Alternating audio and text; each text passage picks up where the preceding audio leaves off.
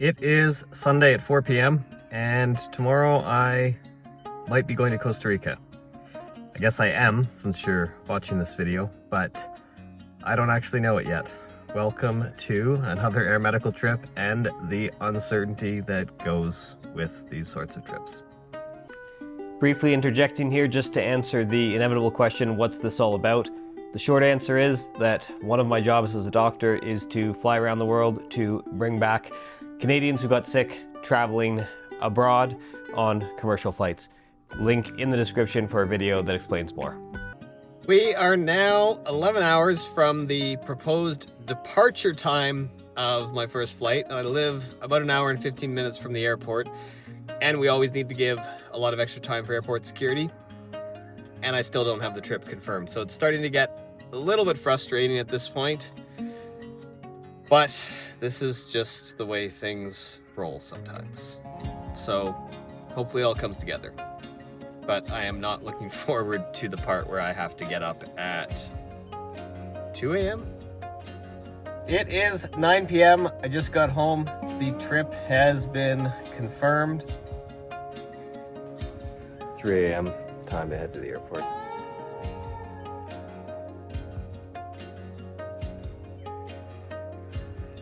I have arrived at the airport. Now we get to play a fun game of see how long it takes to get the medical equipment through airport security. Looking forward to no snow.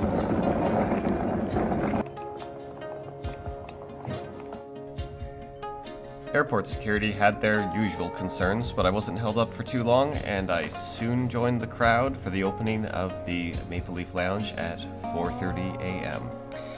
Although some of the furniture seems to be original from the 1998 opening, it is a comfortable space to relax before a flight, and after getting some breakfast, I went to the gate. Important tip for any medical escorts out there, flip the cover of the oxygen concentrator down for boarding so you don't get questioned about excess baggage, but flip it back up for customs. I was flying one of Air Canada's modernized A321s, which meant great views from the cameras, and it was a pleasant flight to Toronto.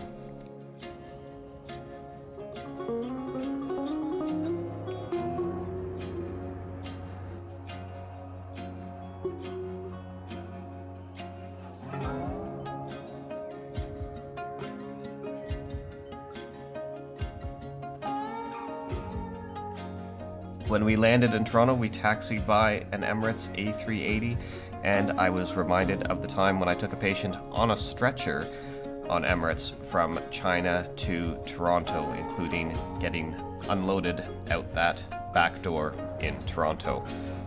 See the link in the video description for that video. In Toronto, I went by the base to restock equipment and had time for a coffee before, again, braving airport security and heading to the lounge. I was a bit concerned here that I was not able to reach the patient by phone to confirm that they were fit to fly, but before I knew it, it was time for boarding, and I got my flight to Costa Rica in a unique ex-Singapore Airlines plane that has not actually been converted to the usual Air Canada yet, but it was a pleasant flight, and I arrived late in the evening, ready for bed. I have arrived at the hotel. I think it's about 10 p.m., but how long did I spend on planes today? I think over 10 hours, so I am pretty much ready for bed. But really, I just want to go for a run. I asked at the front desk about the safety of going for a walk. I was even thinking of going for a walk tonight, but I thought that was probably a crazy idea. And the person at the front desk confirmed that that is a crazy idea. Don't go anywhere at night. And she said even during the day, it's safe if I walk in one direction. It's not safe to walk the other direction. So I gotta make sure I turn right and not left, I think. Good morning from Costa Rica, where I am feeling so much better after a solid 7 hours of sleep last night. It is looking pretty nice out there today. I still don't have any more information on the patient or whether we're taking them home or to the hospital or what's going on. So hopefully I'll know more soon. But for now, it's gonna be time for breakfast. After breakfast, I went for a 5-kilometer run, and the few video clips that I captured from the times I was comfortable pulling my phone out briefly proved that I was not in the nice part of Costa Rica. Well, I'm about to head to the hospital. Still don't know anything more about the patient, so we'll see how this goes. Hopefully I can find them, and hopefully they're fit to fly.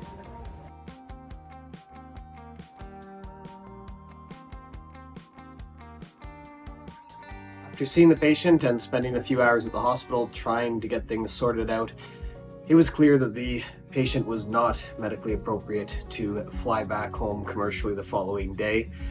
So I came back to the hotel to write up my report while enjoying a coffee and pad thai.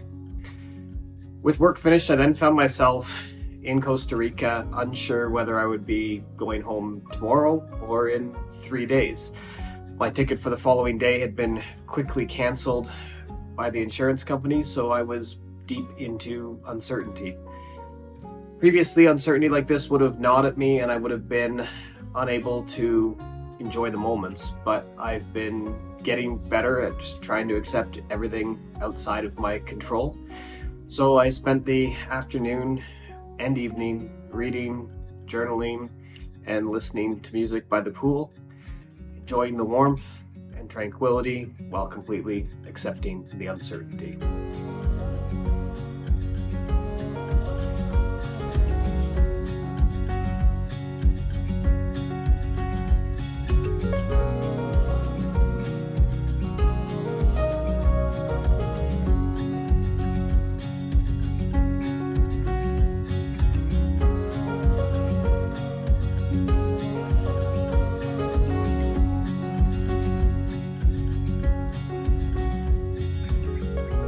It is just after 6 p.m. I've just been sitting out here doing some journaling and reading, and I just got notification that they have formally canceled the repatriation request. Patient will go by air ambulance, so now I'm just waiting for flight details home.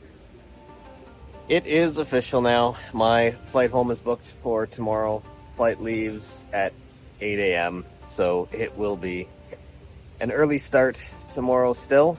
It's a bit disappointing not getting to get the patient back home, but I think for this patient, a private air ambulance is the right answer, so I am just going to enjoy some reading outside here. It's gotten a little cool now, but it's probably about 18 degrees and a bit of a breeze.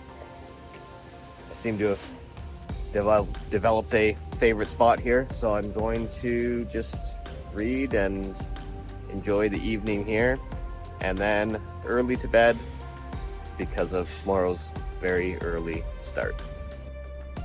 I watched the sunrise from the lounge with some Costa Rican coffee as I saw the flight that I was supposed to be on departing. My flights back were comfortable, and the flight change actually meant that out of Costa Rica I was flying back with the same crew that I had come in with, so I was spoiled with extra snacks. One interesting feature of the Singapore A330 is this pass-through that I don't remember seeing on the Air Canada A330s, but that actually seems like quite a good idea. I had a somewhat tight but successful connection in Toronto and made my way home. And just like that, we are back at the airport after the 3-day trip to nowhere. And I am ready to get home and get some rest because I haven't done the math on it yet, but I think I spent many more hours in the last 3 days in transit than I did actually at the destination. So time to rest up. Thank you for watching. Like, comment, subscribe. See you in the next one.